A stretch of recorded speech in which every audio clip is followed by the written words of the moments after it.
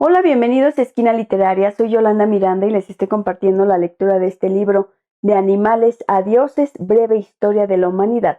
Muchas gracias a quien me ha dejado sus comentarios de que esta lectura les está sirviendo.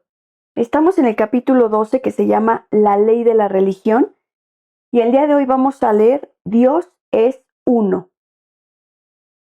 Con el tiempo, algunos seguidores de los dioses politeístas se encariñaron tanto con su patrón particular que se apartaron de la concepción politeísta básica.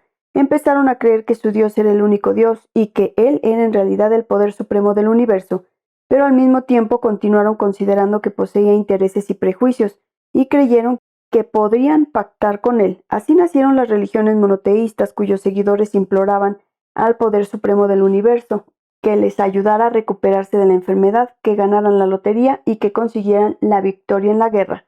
La primera religión monoteísta que conocemos apareció en Egipto hacia 1350 a.C., cuando el faraón Akenatón declaró que una de las deidades menores del panteón egipcio, el dios Atón, era en realidad el poder supremo que gobernaba el universo.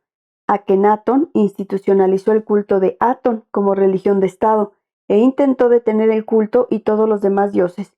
Sin embargo, su revolución religiosa no tuvo éxito. Después de su muerte, el culto de Atón fue abandonado a favor del antiguo panteón.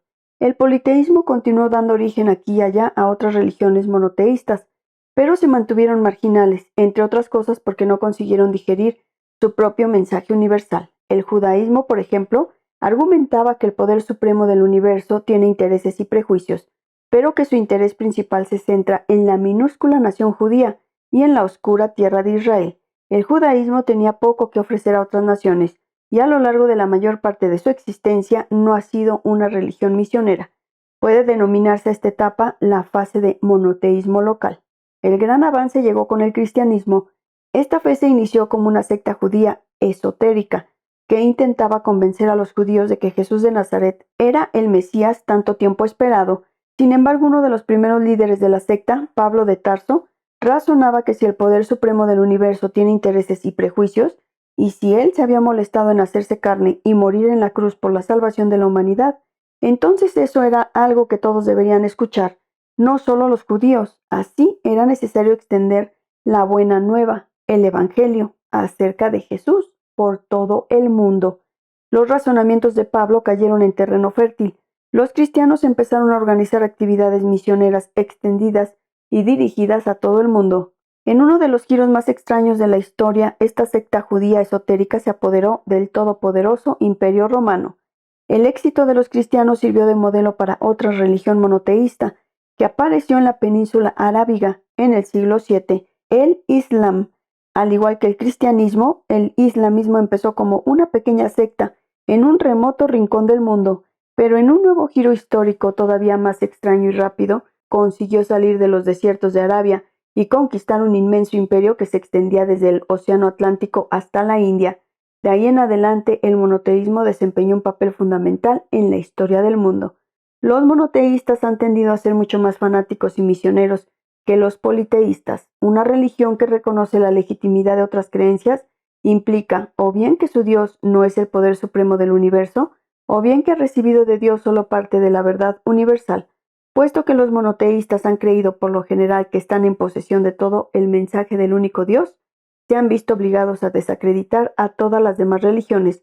A lo largo de los 2 últimos milenios, los monoteístas han intentado repetidamente fortalecer su poder, exterminando con violencia toda competencia.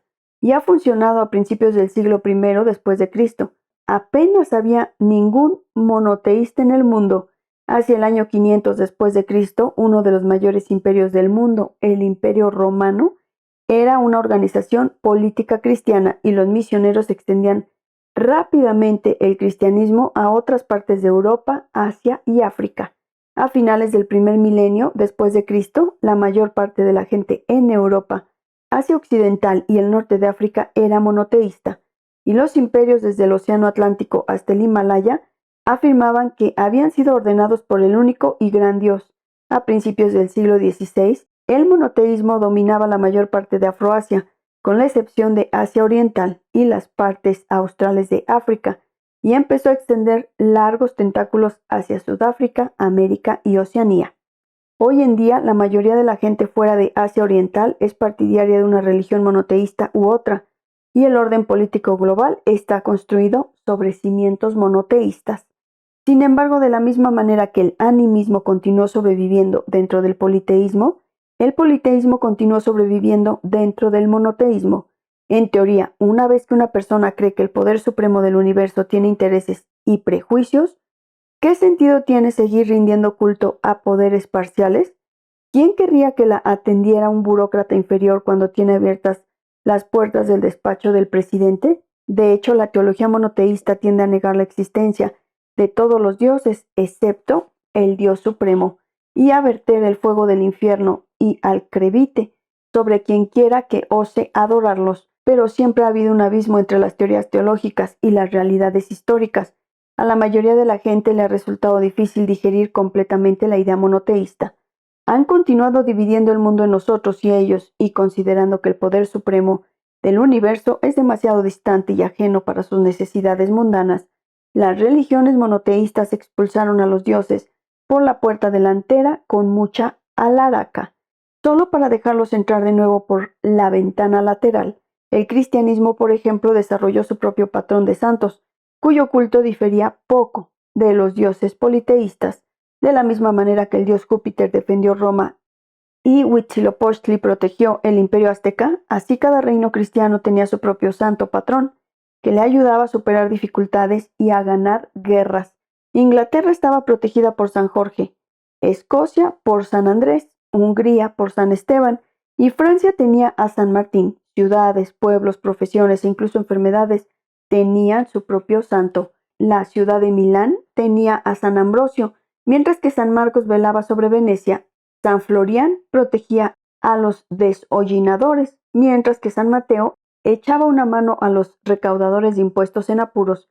Si uno padecía dolor de cabeza tenía que rezar a San Agasio, pero si el dolor era de muelas, entonces era más adecuado rezar a Santa Apolonia.